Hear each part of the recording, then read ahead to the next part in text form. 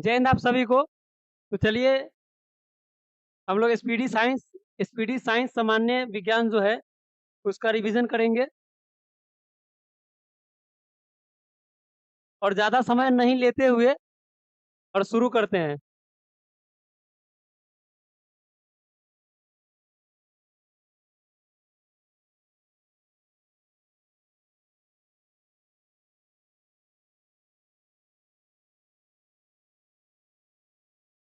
चलिए पहला प्रश्न आप लोगों के सामने है यहाँ पर।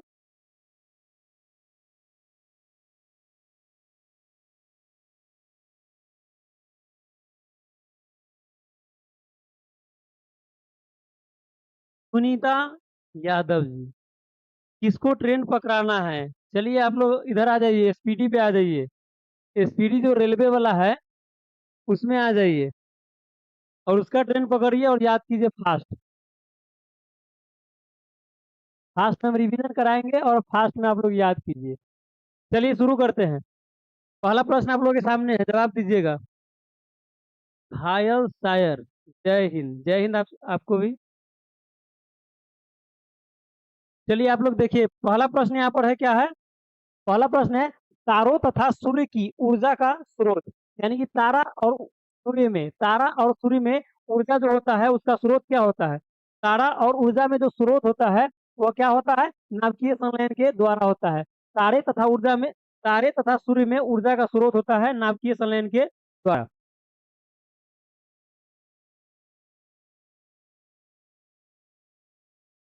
अच्छा, वो सब मैटर छोड़िए, चलिए आइए यहाँ पर प्रश्न पर ध्यान देंगे और याद करना है प्रश्न को। हो गया पहला प्रश्न। तारों तथा सूर्य तारे तथा सूर्य की ऊर्जा जो होता है वो नाभिकीय संलयन के द्वारा होता है। चलिए अगला प्रश्न देखेंगे। अगला प्रश्न है, प्रकाश संश्लेषण का प्रथम स्थिर यौगिक। प्रकाश प्रकाश संश्लेषण जो होता है प्रकाश संश्लेषण जो होता है उसमें प्रथम स्थिर यौगिक कौन सा है? यौगिक का नाम बताना है, कौन सा यौगिक है? तो ग्लूकोज है। ग्लूकोज है। प्रथम स्थिर यौगिक कौन सा है? ग्लूकोज है। प्रकाश संश्लेषण में प्रथम स्थिर यौगिक कौन सा है? तो ग्लूकोज हो जाएगा आंसर। ग्लूकोज सही आंसर।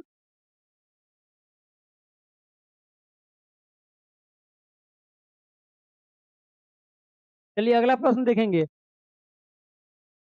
अगला प्रश्न क्या है?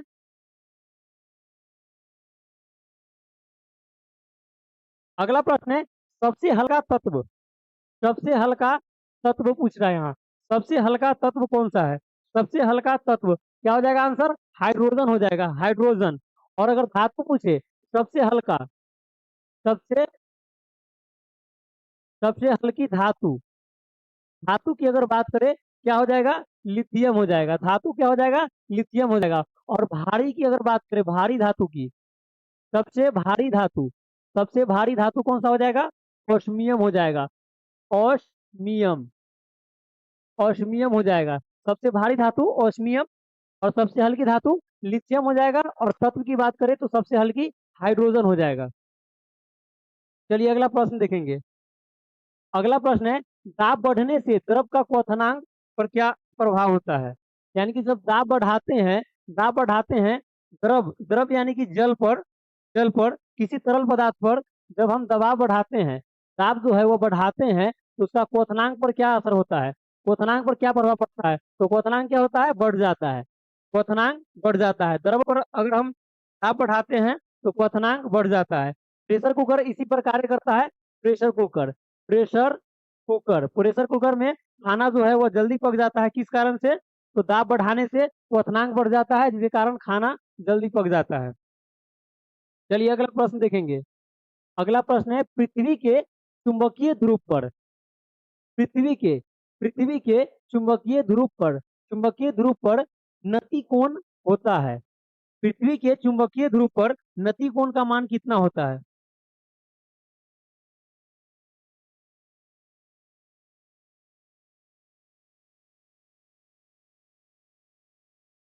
जी कुमार, बढ़ जाता है। चलिए अगला प्रश्न का जवाब दीजिएगा। क्या है? पृथ्वी के चुंबकीय ध्रुव पर नति कोण का मान कितना होता है? तो क्या हो जाएगा आंसर? 90 डिग्री हो जाएगा, 90 डिग्री। यहाँ नति कोण है तो 9 से है, देखिए यहाँ पर 9 से है। 9 से 29 कोना और 90 डिग्री। तो याद रहेगा 9 से 90 डिग्री और 29 कोण। 9 से 29 कोण और 90 डिग्री। 29 कोण का मान कितना होता है? 90 डिग्री। चलिए अगला प्रश्न देखेंगे। अगला प्रश्न है पटाखों और बारूद में पीला रंग का कारण क्या होता है? यानी कि पटाखा, पटाखा जो हम लोग जलाते हैं दीपावली में, दीपावली में दशहरा में जो हम लोग पटाखे का यूज करते हैं। अंजलि मिश्रा, 90 डिग्री सही है। चलिए अगला प्रश्न देखेंगे। पटाखे, पटाखे जो हम लोग दीपावली में दशहरे में ये सब में छोड़ते हैं पटाखे, तो उसमें जो पीला रंग होता है, पीला रंग जो उसमें होता है, पीला रंग जो उसमें होता है वो किसके कारण होता है? तो सोडियम नाइट्रेट के कारण, सोडियम नाइट्रेट के कारण उसमें पीला रंग होता है। और लाल रंग किसके कारण होता है? लाल, लाल रंग जो होता है उसमें किसके कारण होता है? और हरा रंग किसके कारण होता है? बताइएगा आप लोग। लाल रंग किसके कारण होता है और हरा रंग किसके कारण होता है? लाल और हरा के बारे में आप लोग बताइएगा। हरा जो हो जाएगा बेरियम के कारण हो जाएगा, बेरियम, बेरियम के कारण, बेरियम, बेरियम की उपस्थिति के कारण हरा होता है। और स्ट्रोंसियम, एस्ट्रॉन, एस्ट्रोंसियम, एस्ट्रोंसियम के कारण, एस्ट्रोंसियम के कारण लाल होता है। पटाखे में 3 प्रकार का कलर बता दिए यहाँ पर। पीला जो होता है सोडियम नाइट्रेट के कारण होता है, और लाल जो होता है एस्ट्रोंसियम के कारण होता है, और हरा बेरियम के कारण होता है। चलिए अगला प्रश्न देखेंगे। अगला प्रश्न है रेडियो तरंग की चाल, रेडियो तरंग की चाल कितनी होती है? रेडियो तरंग, रेडियो तरंग की चाल कितनी होती है?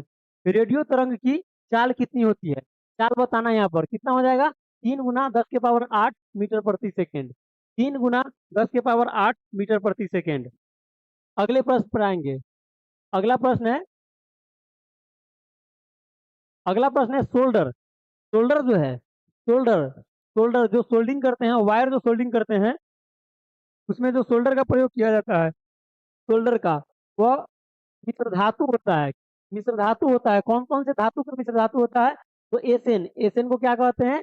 एसएन को टीन कहते हैं, टीन, एसएन टीन। और पीवी सीसा, सीसा। तो मिश्र धातु होता है सोल्डर जो है वह सीसा और टीन का मिश्र धातु होता है। सोल्डर सीसा और टीन का मिश्र धातु होता है। अगला प्रश्न देखेंगे।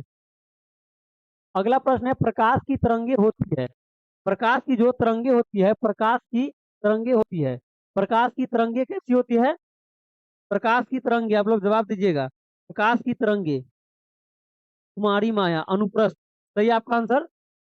क्या हो जाएगा? प्रकाश की तरंगे अनुप्रस्थ होती है। और ध्वनि तरंगे कैसी होती है? ध्वनि, ध्वनि तरंगे कैसी होती है? अनुदैर्घ्य होती है, अनुदैर्घ्य, अनु, अनुदैर्घ्य, अनुदैर्घ्य होती है, अनुदैर्घ्य, अनुदैर्घ्य। ध्वनि तरंग अनुदैर्घ्य तरंग होती है, या इसे यांत्रिक तरंग भी कहते हैं, यांत्रिक, यांत्रिक तरंग भी कहते हैं। ध्वनि तरंग जो है अनुदैर्घ्य या यांत्रिक तरंग भी है। अनुधर ध्वनि जो है अनुदैर्घ्य और यांत्रिक तरंग दोनों है। और ये क्या है? अनुप्रस्थ तरंग है। प्रकाश जो है अनुप्रस्थ तरंग है, और अयांत्रिक तरंग है। ये क्या है? अयांत्रिक, अयांत्रिक, अयांत्रिक तरंग है, अयांत्रिक तरंग है। चलिए अगला प्रश्न देखेंगे। अगला प्रश्न क्या है? बॉक्साइट, बॉक्साइट है, बॉक्साइट क्या है? अयस्क है। बॉक्साइट क्या है? यह एक अयस्क है। बॉक्साइट जो है अयस्क है। किसका अयस्क है? बॉक्साइट किसका अयस्क है? बताइएगा आप लोग। बॉक्साइट जो है वह अयस्क है किसका? एल्युमिनियम का, एल्युमिनियम का ऑक्साइड है। एल्युमिनियम का ऑक्साइड है क्या? बॉक्साइड, एल्युमिनियम का अयस्क है बॉक्साइड, बॉक्साइड। और एल्युमिनियम जो है, एल्युमिनियम जो है,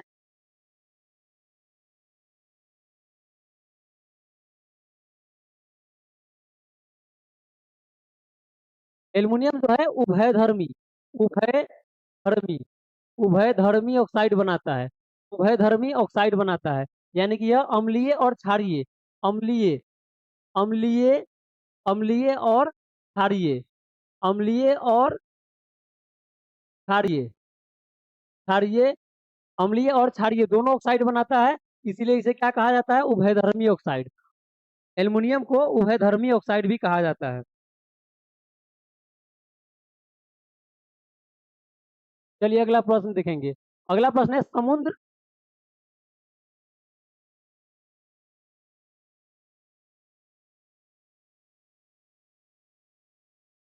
समुद्र तल पर वायुमंडलीय दाब, यानी कि समुद्र के तल पर, समुद्र के तल पर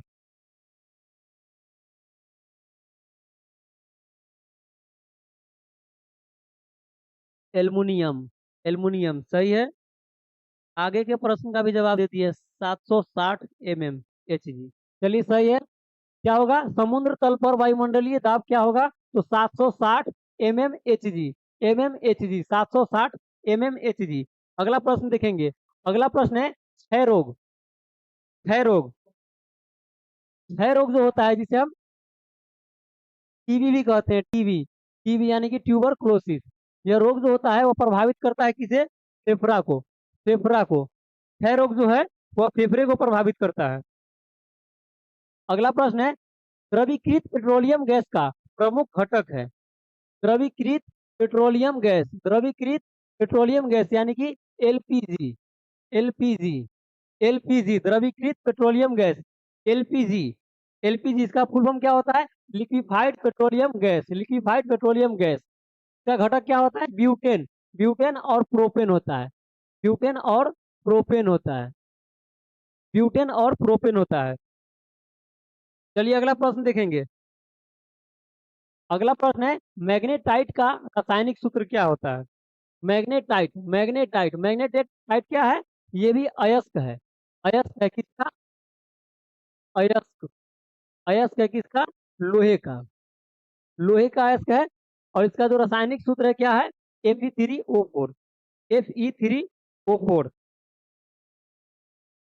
अगला प्रश्न है हार्मोन, हार्मोन शरीर में एक स्थान से दूसरे स्थान पर, हार्मोन शरीर में एक स्थान से दूसरे स्थान पर जाते हैं। हार्मोन जो होता है, हार्मोन, हार्मोन को एक स्थान से दूसरे स्थान पर ले जाता है। हार्मोन को एक स्थान से दूसरे स्थान पर ले जाया जाता है किसके द्वारा, किसके द्वारा, यानी कि कह सकते हैं कि हार्मोन का जो परिवहन होता है वो कौन करता है, हार्मोन का परिवहन किसके द्वारा किया जाता है। तो क्या हो जाएगा आंसर, लाल रक्त कणिका, लाल रक्त कण यानी कि आरबीसी, आरबीसी, आरबीसी। और आरबीसी को एरिथ्रोसाइट के नाम से भी जाना जाता है, एरिथ्रोसाइट, एरिथ्रोसाइट के नाम से भी जाना जाता है आरबीसी को, रेड ब्लड कणिका। सही है। चलिए अगला प्रश्न देखेंगे। अगला प्रश्न है मानव शरीर का मास्टर ग्रंथि, मानव शरीर में, मानव शरीर में मास्टर ग्रंथि किसे कहा जाता है, मानव शरीर में मास्टर ग्रंथि किसे कहा जाता है, मास्टर ग्रंथि पिट्यूटरी ग्रंथि। सही है।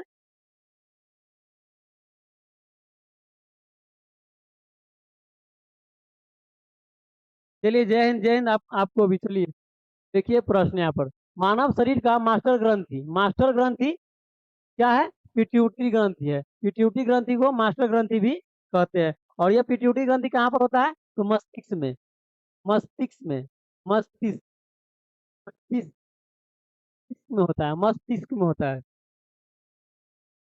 चलिए अगला प्रश्न देखेंगे। अगला प्रश्न है रेखीय संवेग संरक्षण, रेखीय संवेग संरक्षण, रेखीय संवेग संरक्षण बराबर होता है, रेखीय संवेग संरक्षण किसके बराबर होता है, न्यूटन के किस नियम के बराबर होता है, रेखीय संवेग संरक्षण न्यूटन के गति के,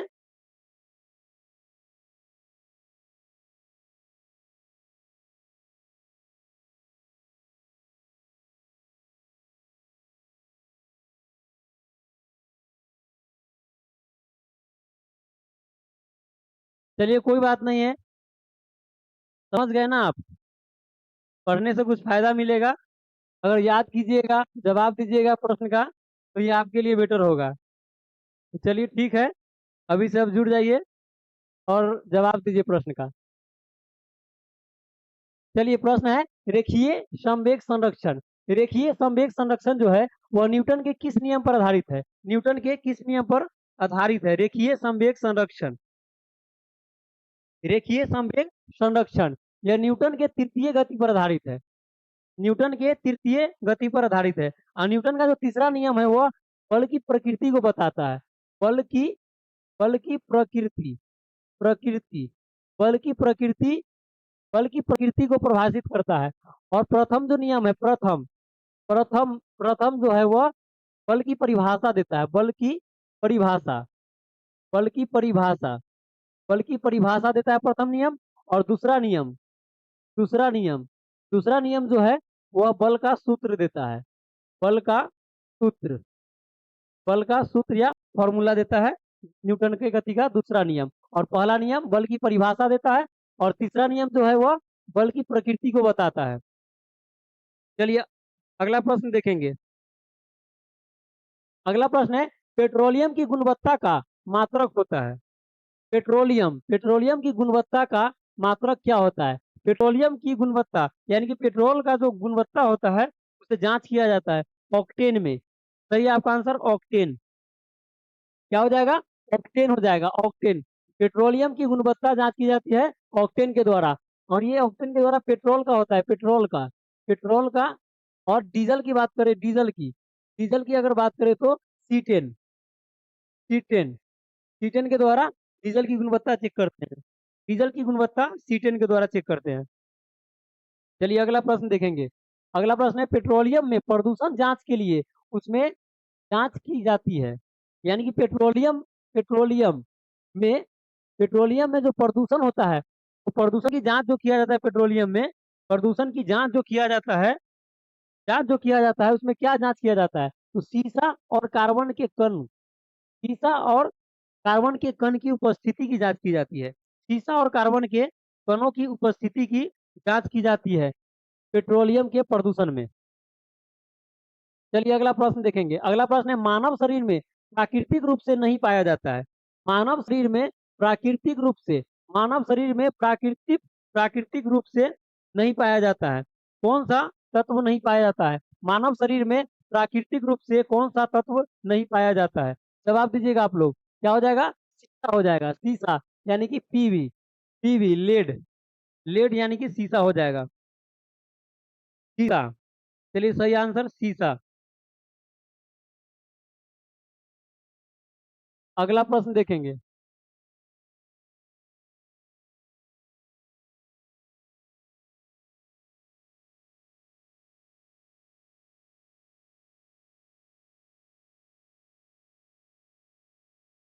चलिए अगला प्रश्न देखेंगे यहाँ पर। जवाब दीजिएगा आप लोग। अगला प्रश्न क्या है? सूर्य के सबसे निकटतम ग्रह कौन सा है? यानी कि सूर्य का जो निकटतम ग्रह है, सूर्य से जो सबसे निकट का ग्रह है, वो कौन सा ग्रह है? सूर्य के सबसे निकट का ग्रह।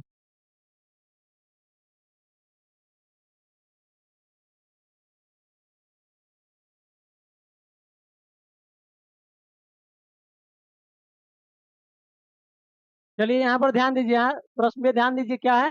सूर्य के सबसे निकटतम ग्रह, यानी कि सूर्य के जो सबसे निकट का ग्रह कौन सा है? तो बुध हो जाएगा आंसर, बुध हो जाएगा। क्या हो जाएगा आंसर? बुध हो जाएगा। और सबसे दूर स्थित ग्रह कहेगा दूरस्थ, यानी कि दूरस्थ,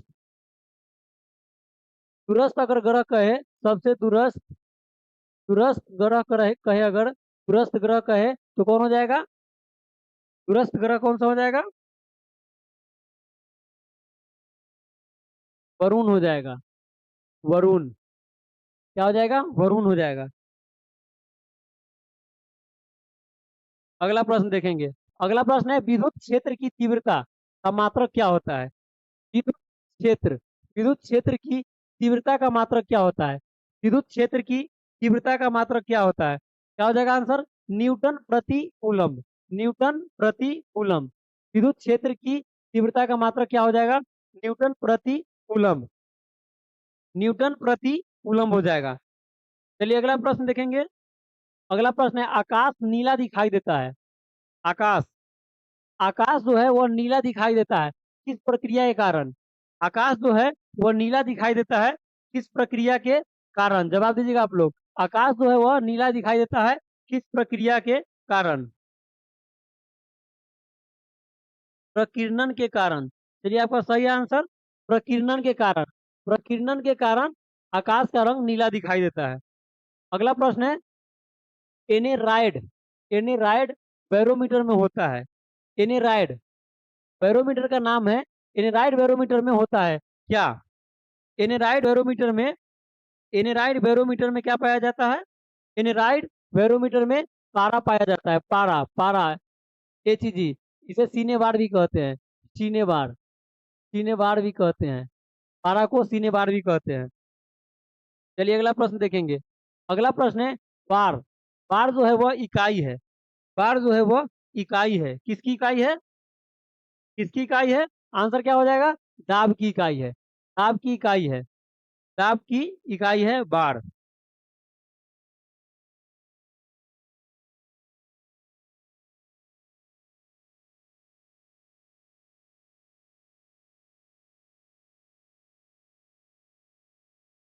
पारा का उपयोग थर्मामीटर में भी किया जाता है। सही है। चलिए अगले प्रश्न पे आते हैं। अगला प्रश्न क्या है? सबसे जटिल कार्बनिक पदार्थ होता है। सबसे जटिल, सबसे जटिल कार्बनिक पदार्थ कौन सा होता है? सबसे जटिल कार्बनिक पदार्थ कौन सा होता है? जवाब दीजिएगा आप लोग। सबसे जटिल कार्बनिक पदार्थ क्या होता है? प्रोटीन होता है। प्रोटीन होता है सबसे जटिल कार्बनिक पदार्थ। अगला प्रश्न है निकट दृष्टि दोष।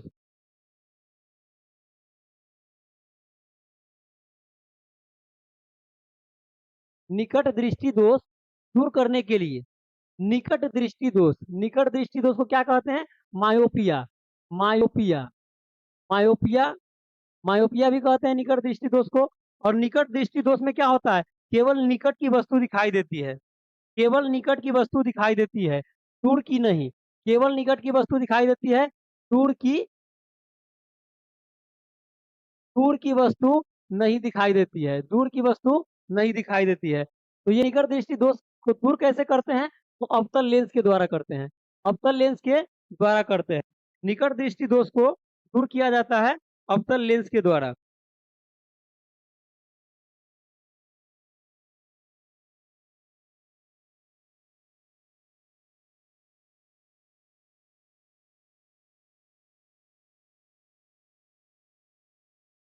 अवतल लेंस के द्वारा, सही है आपका आंसर।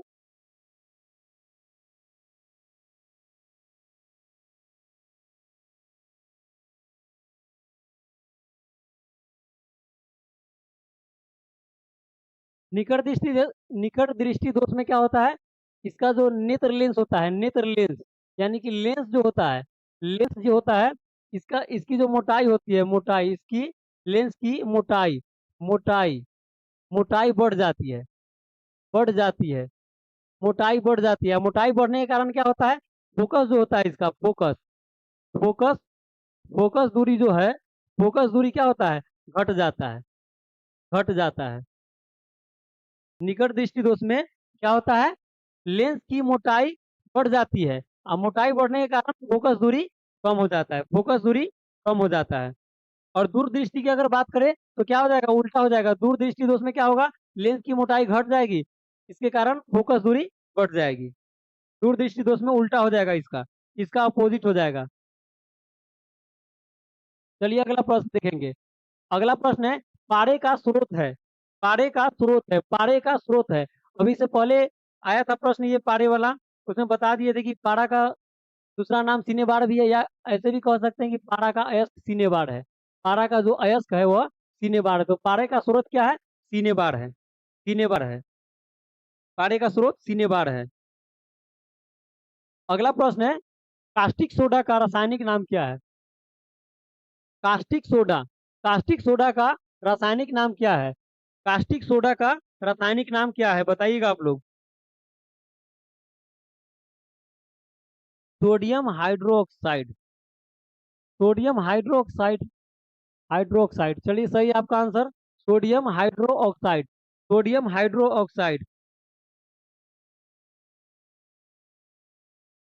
क्या आप लोग कमेंट कर रहे हैं आलतू फालतू? प्रश्न का जवाब नहीं आ रहा है और आलतू फालतू कमेंट कर रहे हैं। यही सब काम देगा आप लोगों को एग्जाम में।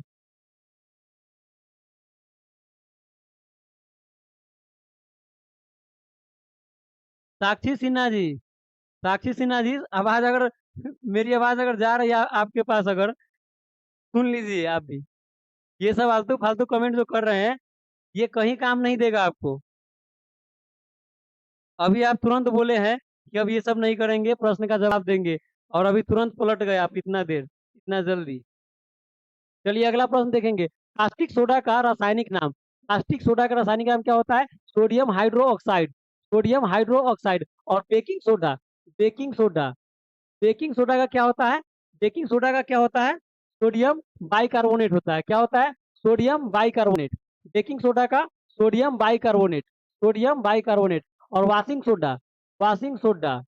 वाशिंग सोडा का क्या होता है? वाशिंग सोडा का क्या होता है? Sodium carbonate. Sodium carbonate. Sodium sodium carbonate. Sodium carbonate होता है। Sodium carbonate.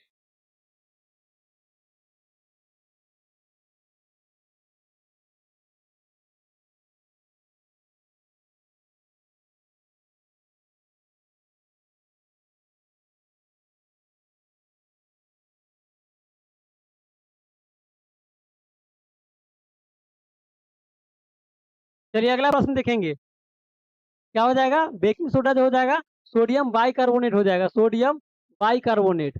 बाइकार्बोनेट। कार्बोनेट होता है। कार्बोनेट हो जाएगा, सोडियम बाइकार्बोनेट। और वाशिंग सोडा हो जाएगा, सोडियम कार्बोनेट हो जाएगा। और ये कास्टिक सोडा जो होता है, सोडियम हाइड्रोक्साइड हो जाएगा। चलिए अगला प्रश्न देखेंगे। अगला प्रश्न है, लाल रक्ताणु कहाँ बनते हैं? लाल रक्ताणु यानी कि लाल रक्त कण जो होता है, यानी कि आरबीसी। आरबीसी जो होता है, आरबीसी जो होता है, उसका निर्माण कहाँ पर होता है? आरबीसी का निर्माण कहाँ पर होता है? तो अस्थि मज्जा में। आरबीसी कहे या डब्ल्यूबीसी कहे, डब्ल्यूबीसी, डब्ल्यूबीसी दोनों का निर्माण अस्थि मज्जा में होता है। अस्थि मज्जा में होता है। और लाल रक्त कण को क्या कहते हैं? एरिथ्रोसाइट। एरिथ्रोसाइट। एरिथ्रोसाइट कहते हैं। एरिथ्रोसाइट कहते हैं। और डब्ल्यूबीसी को ल्यूकोसाइट। Leuco leucocyte. ल्यूकोसाइट कहते हैं। ल्यूकोसाइट, डब्ल्यूबीसी को ल्यूकोसाइट, और आरबीसी को एरिथ्रोसाइट कहते हैं।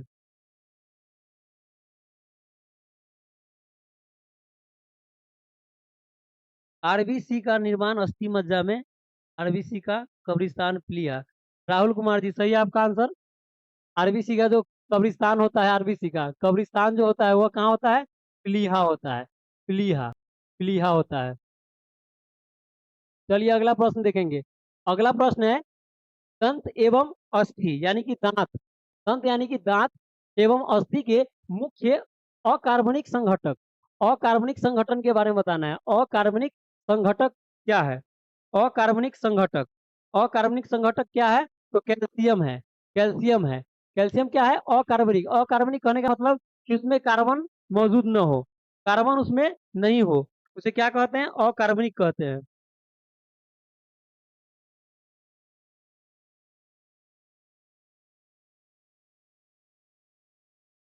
चलिए अगला प्रश्न देखेंगे, operation flood. Operation flood. Operation flood जो है वह संबंधित है किससे? ऑपरेशन फ्लड संबंधित है किससे?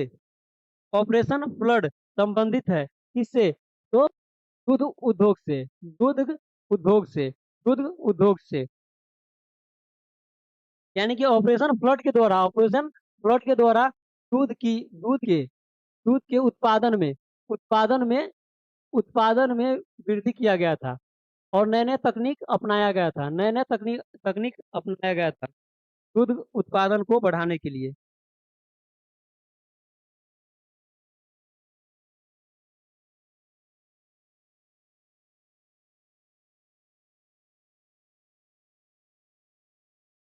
क्वेश्चन ज्यादा ऊपर चला जाता है, दिखाई नहीं देता है क्या? तो थोड़ा नीचे ही रखेंगे प्रश्न को। ऑपरेशन फ्लड हो गया। चलिए अगला प्रश्न है।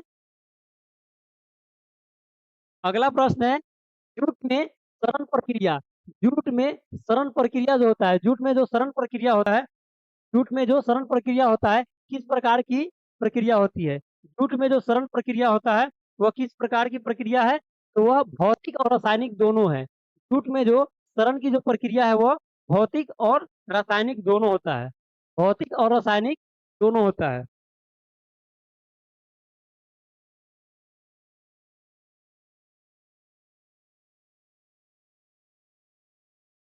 क्या हो जाएगा इसका आंसर? भौतिक और रासायनिक हो जाएगा, भौतिक और रासायनिक। जैसे अगर एक और एग्जाम्पल अगर लेंगे तो मोमबत्ती हो जाएगा, मोमबत्ती। मोमबत्ती, मोमबत्ती अगर जलेगा, जलेगा, मोमबत्ती को अगर जलाएंगे, जलाएंगे तो यह क्या हो जाएगा? रासायनिक हो जाएगा, रासायनिक, रासायनिक। क्या हो जाएगा? रासायनिक हो जाएगा, रासायनिक हो जाएगा, रासायनिक हो जाएगा। और जलने के बाद जो बच जाता है, उसका अवशिष्ट जो बच जाता है, तो कह सकते हैं कि पिघल कर, तो वह क्या हो जाएगा? वो भौतिक हो जाएगा, भौतिक हो जाएगा। यानी कि रासायनिक, रासायनिक और भौतिक परिवर्तन दोनों क्या होता है? मोमबत्ती और जूट में होता है, मोमबत्ती और जूट में रासायनिक और भौतिक दोनों होता है। चलिए अगला प्रश्न देखेंगे। अगला प्रश्न है, पारिस्थितिकी तंत्र के दो अवयव है। पारिस्थितिकी तंत्र, पारिस्थितिकी तंत्र के दो अवयव कौन कौन से है? दो अवयव कौन से है? पारिस्थितिकी तंत्र के दो अवयव कौन कौन से हैं? क्या हो जाएगा? जैवीय और अजैवीय, जैवीय और अजैवीय, जैवीय और अजैवीय। अगला प्रश्न है, विद्युत एवं चुंबकीय बलों की तुलना में विद्युत बल, विद्युत बल और चुंबकीय बल, विद्युत बल और चुंबकीय बल की तुलना में, विद्युत बल और चुंबकीय बल की तुलना में गुरुत्वाकर्षण बल की क्या होता है? गुरुत्वाकर्षण बल क्या होता है? गुरुत्वाकर्षण बल क्या होता है? विद्युत बल और चुंबकीय बल से कम होता है गुरुत्वाकर्षण बल, कम होता है गुरुत्वाकर्षण बल। क्या होता है? काफी कमजोर होता है। यानी कि सबसे कमजोर बल जो है वह गुरुत्वाकर्षण बल ही है, गुरुत्वाकर्षण बल ही है। अगला प्रश्न देखेंगे। अगला प्रश्न है, दाद किसके कारण होता है? दाद जो है, दाद, दाद बीमारी है, दाद बीमारी का नाम है। यह किसके कारण होता है? दाद, दाद कवक के कारण होता है दाद। और कवक से होने वाले प्रमुख बीमारी को जानने के लिए एक छोटा सा ट्रिक है, जो आप लोग याद रखिएगा अगर, तो उससे कवक से होने वाली बीमारी का पता चल पाएगा। तो कवक से होने वाली बीमारी का तो ट्रिक क्या है? ए दाद, ए दाद खाग, ए दाद खाग। क्या है? ए दाद खाग। और इससे कौन कौन सी बीमारी बनेगी? तो इससे एक्जिमा, ए से एक्जिमा, एक्जिमा, ए से एक्जिमा। और दा से क्या हो जाएगा? दाद हो जाएगा, दाद हो जाएगा। और द से क्या हो जाएगा? दम्मा हो जाएगा, दम्मा हो जाएगा। और थ से क्या हो जाएगा? थ से क्या हो जाएगा? थ से हो जाएगा, ख से हो जाएगा, यहाँ पर ख है, ख। क्या हो जाएगा? खाद हो जाएगा।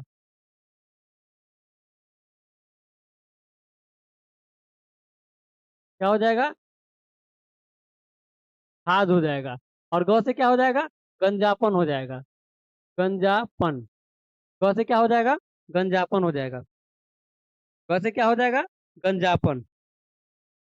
क्या हो गया? ए दाद खाग, ए दाद खाग, ए दाद खाग। ए से हो गया एक्जिमा, और दा से हो गया दाद हो गया, और द से हो गया दम्मा, और खा से हो गया खाग, खाग या खाज। और ग से क्या हो गया? गंजापन हो गया। चलिए, एक दो तीन चार, पांच बीमारी का नाम आपको याद रहेगा इससे। अगला प्रश्न है, बीसीजी, बीसीजी, बीसीजी का फुल फॉर्म क्या होता है? बीसीजी, बीसीजी का फुल फॉर्म क्या होता है? यानी कि इसका विस्तारित रूप क्या होता है? तो bacillus, bacillus Calmette Guerin, bacillus Calmette Guerin, bacillus Calmette Guerin होता है, बैसिलस कालमेट गुइरिन होता है। और यहाँ पर क्या पूछ रहा है? बीसीजी की प्रतिरोधक है, बीसीजी का, बीसीजी का क्या है? प्रतिरोधक क्या है? प्रतिरोधक क्या है बीसीजी का? तो यक्षमा, यक्षमा यानी कि ट्यूबरकुलोसिस, टीबी, जिसे हम टीबी भी कहते हैं, टीबी, ट्यूबरकुलोसिस, ट्यूबरकुलोसिस। अगला प्रश्न है, बायां हाथ नियम।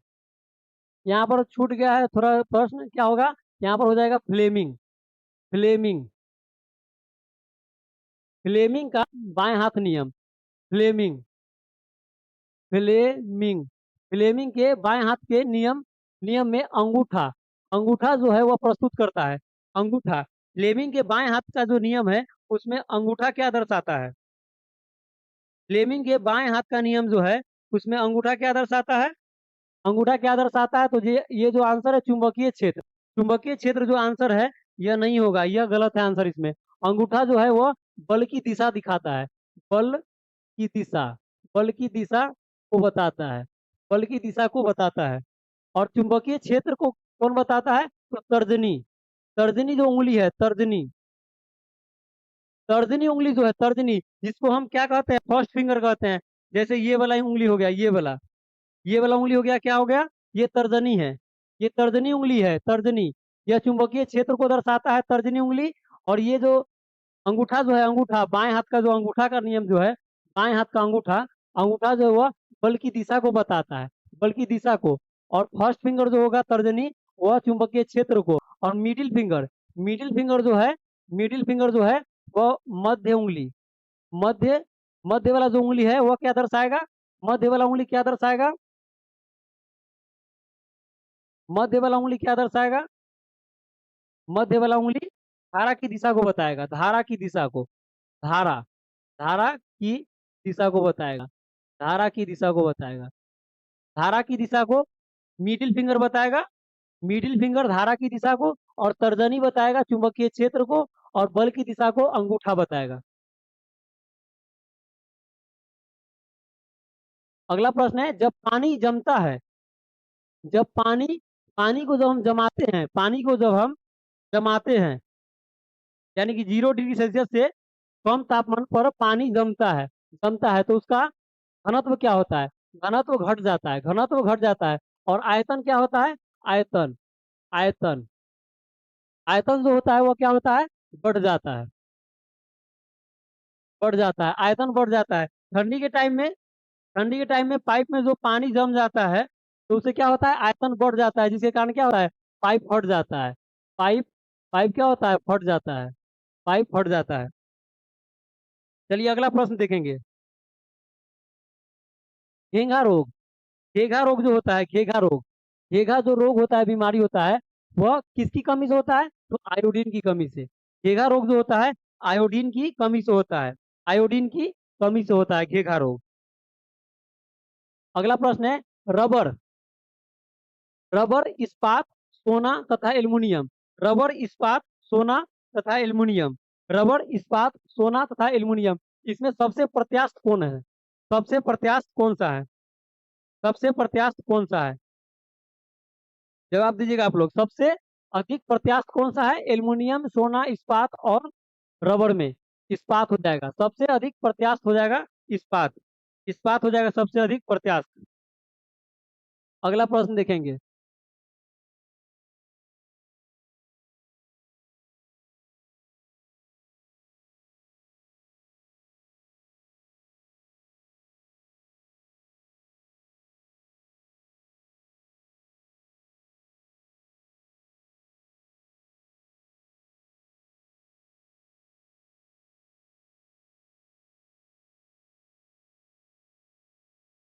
चलिए अगला प्रश्न देखेंगे। अगला प्रश्न क्या है?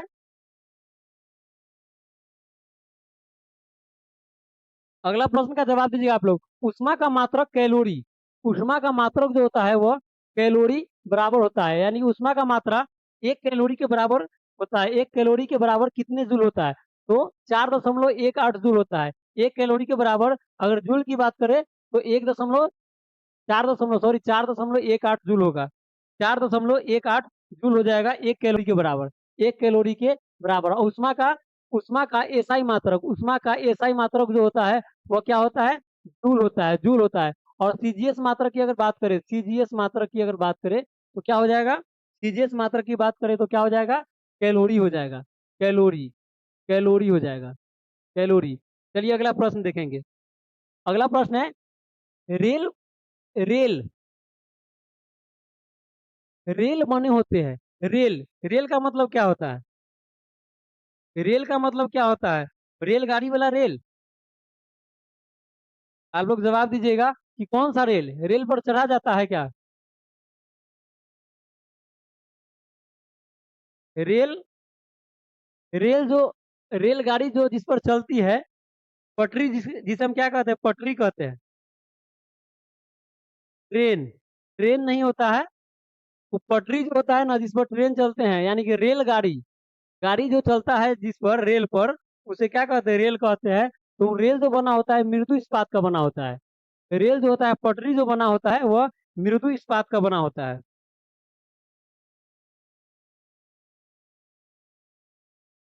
इंडियन शर्मा जी, आप ट्रेन ही समझ रहे थे। चलिए कोई बात नहीं, अभी समझ लीजिए ट्रेन नहीं होगा। तो ट्रेन जिस पर चलता है ना पटरी पर, उसे कहते हैं रेल। चलिए अगला प्रश्न देखेंगे। अगला प्रश्न है cross linked cross cross linked polymer का एक उदाहरण होता है। क्रॉस लिंक्ड पॉलीमर जो होता है वह किसका उदाहरण होता है? Cross linked polymer. पॉलीमर किसका उदाहरण होता है? पॉलीथीन का। पॉलीथीन का उदाहरण होता है cross linked polymer. Cross linked polymer. अगला प्रश्न है लाल, नीला, बैंगनी तथा हरा में तरंग दैर्ध्य सबसे कम होता है। यानी कि यह कलर कलर है लाल रंग, नीला रंग, बैंगनी रंग तथा हरा रंग। इसमें तरंग दैर्ध्य जो होता है, तरंग दैर्ध्य जो होता है सबसे कम किस में होता है? तरंग दैर्ध्य सबसे कम किस में होता है? तो बैंगनी में होता है। तरंग दैर्ध्य सबसे कम किस में होता है? बैंगनी में होता है। और सबसे अधिक किस में होता है? तो लाल में। लाल में क्या होता है? सबसे अधिक होता है। अधिक, सबसे अधिक होता है। सबसे अधिक होता है लाल में।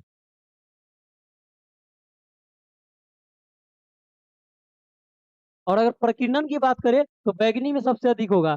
प्रकीर्णन, प्रकीर्णन, प्रकीर्णन बैंगनी में सबसे अधिक होगा, सबसे अधिक होगा। और लाल में क्या हो जाएगा?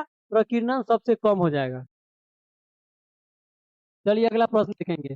अगला प्रश्न है बहुत कम दूरी मापने के लिए उपयोग किया जाता है।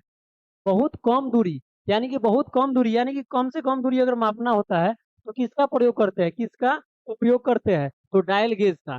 कम से कम दूरी मापने के लिए किस गेज का प्रयोग करते हैं? तो डायल गेज का प्रयोग करते हैं। डायल गेज का प्रयोग करते हैं। अगला प्रश्न है पीतल। पीतल जो है वह मिश्र धातु है। पीतल क्या है? मिश्र धातु है। तो पीतल किसका मिश्र धातु है? कौन कौन से धातु का मिश्र धातु है पीतल?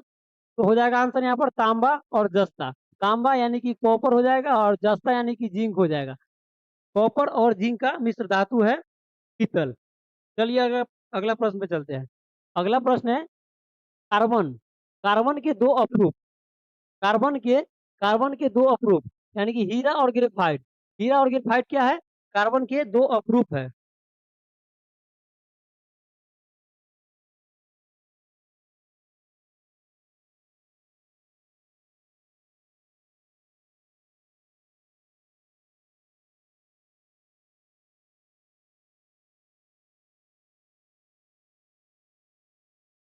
खेत का कागज मापने के लिए किसका उपयोग करते हैं? खेत का कागज मापने के लिए हम गुनिया का उपयोग करते हैं। गुनिया, गुनिया का उपयोग करते हैं। गुनिया, गुनिया स्केल आता है, उसका उपयोग करते हैं खेत के कागज मापने के लिए। और इसका और मापक यंत्र होता है खेत के कागज का, लेकिन अभी एक ही याद पड़ रहा है इसीलिए बता दिए। चलिए अगला प्रश्न है। अगला प्रश्न देखेंगे। कार्बन के दो प्रूफ बता दिए, हीरा और ग्रेफाइट होता है। और ग्रेफाइट क्या है? ग्रेफाइट एकमात्र ग्रेफाइट क्या है? एकमात्र अधातु है जो विद्युत का सुचालक होता है। विद्युत का, विद्युत, विद्युत और उष्मा का, विद्युत और उष्मा का, विद्युत और उष्मा का सुचालक होता है। सुचालक, सुचालक होता है। विद्युत और उष्मा का एकमात्र अधातु है जो सुचालक होता है। कौन सा? तो ग्रेफाइट होता है, ग्रेफाइट। अगला प्रश्न देखेंगे। सोडा वाटर बनाने के लिए किस गैस का प्रयोग करते हैं? सोडा वाटर, सोडा वाटर बनाने के लिए किस गैस का प्रयोग करते हैं? यानी कि सोडा वाटर जो होता है, सोडा वाटर जो होता है, सोडा वाटर जो होता है वो किस गैस का होता है? किस गैस का मिश्रण होता है? तो कार्बन डाइऑक्साइड का। कार्बन डाइऑक्साइड गैस का प्रयोग करते हैं सोडा वाटर बनाने में। अगला प्रश्न है भारतीय रेलवे में रेल सेक्शन का पहला नमूना। भारतीय रेलवे में रेल सेक्शन का पहला नमूना, पहला नमूना का नाम क्या था? पहला नमूना रेल सेक्शन का पहला जो नमूना था, नमूना यानी कि रेल सेक्शन का जो पहला नमूना था, यानी कि एग्जाम्पल में कह सकते हैं रेल सेक्शन का पहला नमूना बुल हेडेड था। उसका नाम क्या था? बुल हेडेड था। बुल हेडेड था। अगला प्रश्न है किस प्रकार की मिट्टी में पानी धारण की क्षमता? ये प्रश्न कल कल वाला क्वेश्चन बैंक में या परसों वाला क्वेश्चन बैंक में आया था। क्या था? किस प्रकार के मिट्टी का नाम बताना जिसमें पानी धारण क्षमता यानी कि जल की धारण की क्षमता अधिक होती है। जल धारण की क्षमता सबसे अधिक होती है किस मिट्टी में? किस मिट्टी में जल धारण की क्षमता सबसे अधिक होती है?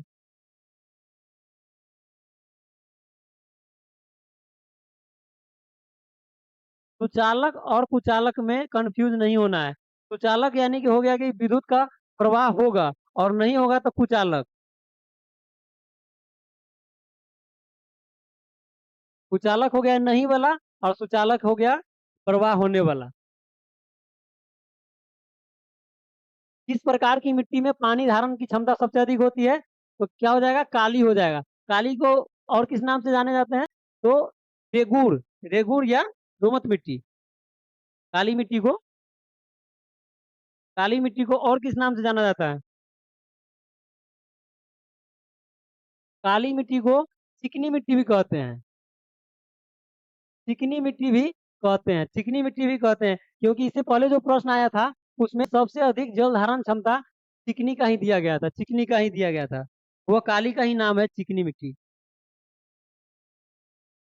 चलिए अगला प्रश्न देखेंगे। अगला प्रश्न है, हवा का हवा का वाष्प घनत्व होता है। हवा को जो वाष्प घनत्व होता है, हवा का वाष्प घनत्व जो होता है कितना होता है? हवा का वाष्प घनत्व कितना होता है? वाष्प घनत्व कितना होता है? 14.4 होता है। 14.4 होता है वाष्प घनत्व। और घनत्व बराबर क्या होता है? घनत्व बराबर यानी कि डेंसिटी बराबर क्या होता है? द्रव्यमान। द्रव्यमान, द्रव्यमान बटा में होता है आयतन। आयतन यानी कि भी, आयतन यानी कि भी। तो द्रव्यमान को मापते हैं किसे? किलोग्राम में, किलोग्राम में। और आयतन को मीटर प्रति मीटर क्यूब में, मीटर क्यूब में। तो इसका अगर मात्रक पूछेंगे तो हवा का वाष्प घनत्व होता है कितना? 14.4 केजी प्रति मीटर क्यूब। 14.4 केजी प्रति मीटर क्यूब। अगला प्रश्न है, अतितापन किया जाता है। अतितापन, अतितापन जो होता है वह अतितापन स्थिर दाब पर किया जाता है।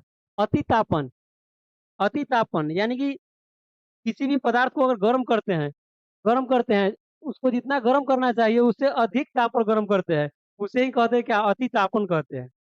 अति तापन यानी कि अति का जो होता है ना अंत होता है, वही वाला अति।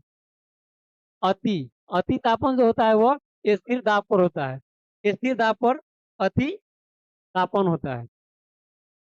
अगला प्रश्न है, पेनिसिलिन, पेनिसिलिन, पेनिसिलिन, पेनिसिलिन का आविष्कार किसने किया था? पेनिसिलिन का आविष्कार किसने किया था? क्या हो जाएगा आंसर? एलेक्जेंडर फ्लेमिंग ने, एलेक्जेंडर फ्लेमिंग ने पेनिसिलिन का आविष्कार किया था। अगला प्रश्न देखेंगे। अगला प्रश्न है, डीसी जनरेटर का armature core, DC generator, DC generator का आर्मेचर कोर बना होता है। आर्मेचर कोर किसका बना होता है? डीसी जनरेटर का आर्मेचर कोर किसका बना होता है? तो सिलिकॉन स्टील का, सिलिकॉन स्टील का, सिलिकॉन स्टील का, सिलिकॉन स्टील का। पेनिसिलिन सही है, सिलिकॉन स्टील का बना होता है डीसी जनरेटर का आर्मेचर कोर। अगला प्रश्न है, डायोड का वह भाग, डायोड, डायोड के बारे में देखेंगे। डायोड का वह भाग जो इलेक्ट्रॉन को फैलाता है, इलेक्ट्रॉन को फैलाता है। डायोड का वह भाग जो इलेक्ट्रॉन को फैलाता है। डायोड जो है वह बना होता है किसका? अर्धचालक का, अर्धचालक का, अर्धचालक, अर्धचालक। और अगर पूछिए कि चालक और कुचालक समझ में नहीं आ रहा है तो अर्धचालक कैसे समझ में आएगा? तो जो आधा कुचालक हो आधा सुचालक हो उसे अर्धचालक कहते हैं, यानी कि बीच वाला अर्धचालक। डायोड जो बना होता है वो अर्धचालक का बना होता है। डायोड किसका बना होता है? अर्धचालक का। और डायोड कई प्रकार के डायोड आते हैं। इसमें जो स्टेबलाइजर जो होता है, स्टेपलाइजर, स्टेबलाइजर, स्टेबलाइजर जो होता है उसमें प्रयोग किया जाता है कौन सा डायोड का? तो जेनर डायोड का, जेनर, जेनर डायोड का, जेनर डायोड का प्रयोग करते हैं, जेनर डायोड का प्रयोग करते हैं। और फास्ट स्विचिंग के लिए, fast, fast switching, switching, fast switching के लिए किसका प्रयोग करते हैं? तो टनल डायोड का, टनल डायोड का, टनल डायोड का, फास्ट स्विचिंग के लिए टनल डायोड का प्रयोग करते हैं। चलिए अगला प्रश्न देखेंगे। Krishna Kumar ji good night. चलिए गुड नाइट आपको भी। अभी तो आप आए हैं और अभी गुड नाइट लेके ही आए। चलिए ठीक है, अगला प्रश्न देखते हैं। अगला प्रश्न क्या है? कोयला, कोयला, जैव मात्रा, पेट्रोल तथा लकड़ी। कोयला, जैव मात्रा और कोयला, जैव मात्रा, कोयला, जैव मात्रा, पेट्रोल तथा लकड़ी। इसमें ऊर्जा का नवीकरणीय स्रोत कौन सा है? ऊर्जा का नवीकरणीय स्रोत, यानी कि ऊर्जा का स्रोत दिया गया है कोयला, जैव मात्रा, पेट्रोल और लकड़ी, और इसमें नवीकरणीय स्रोत कौन सा है? नवीकरणीय स्रोत कौन सा है? ऊर्जा का नवीकरणीय स्रोत कौन सा है? जवाब दीजिएगा आप लोग, क्या हो जाएगा? जैव मात्रा हो जाएगा, जैव मात्रा। इसमें कोयला जो है, कोयला, पेट्रोल और लकड़ी, ये सब क्या है? ये सब क्या है? गैर नवीकरणीय स्रोत है, गैर नवीकरणीय स्रोत है। और ये क्या है? जैव मात्रा नवीकरणीय स्रोत है। अगला प्रश्न देखेंगे। अगला प्रश्न है, डीसी जनरेटर की फील्ड कोयल सामान्यतः बनी होती है। डीसी जनरेटर, डीसी जनरेटर की फील्ड कोयल जो होता है, डीसी जनरेटर की फील्ड कोयल जो होता है वो किस धातु का बना होता है? डायोड किसे कहते हैं? डायोड, डायोड का प्रयोग जो बल्ब में भी करते हैं, और डायोड जो होता है एसी को, एसी को डीसी में बदलता है, एसी करंट को डीसी में बदलता है डायोड के द्वारा। डायोड के द्वारा एसी करंट को डीसी में बदला जाता है, बदला जाता है। और डायोड का प्रयोग बल्ब में भी करते हैं, बल्ब में डायोड बल्ब भी आता है। क्या है? डीसी जनरेटर की फील्ड कॉइल किसकी बनी होती है? तो तांबा की। डीसी जनरेटर की फील्ड कॉइल किसकी बनी होती है? तांबा की, तांबा की। अगला प्रश्न है, सोडा वाटर, सोडा वाटर में कौन सा अम्ल पाया जाता है? सोडा वाटर, सोडा वाटर में कौन सा अम्ल पाया जाता है? जवाब दीजिएगा आप लोग, soda water. Sorry Guruji, but खाना बनाना है। कोई बात नहीं है, खाना आप पहले क्लास से पहले बना लीजिए और खाते रहिए और क्लास भी देखते रहिए। बनाने के समय में तो दिक्कत होगा, लेकिन खाने के समय में दिक्कत नहीं होगा, खाते हुए भी देख सकते हैं। चलिए लास्ट प्रश्न है, कार्बोनिक अम्ल हो जाएगा इसका आंसर। क्या हो जाएगा इसका रासायनिक सूत्र? क्या हो जाएगा इसका रासायनिक सूत्र? क्या हो जाएगा कार्बोनिक अम्ल का? H2CO3, H2CO3, H2CO3। क्या हो जाएगा? सोडा वाटर में कौन सा, सोडा वाटर में कौन सा अम्ल होता है? तो अम्ल का नाम हो गया कार्बोनिक अम्ल, कार्बोनिक अम्ल। और इसका रासायनिक सूत्र क्या हो जाएगा? H2CO3, H2CO3। चलिए अगला प्रश्न देखेंगे, जो कि लास्ट प्रश्न है।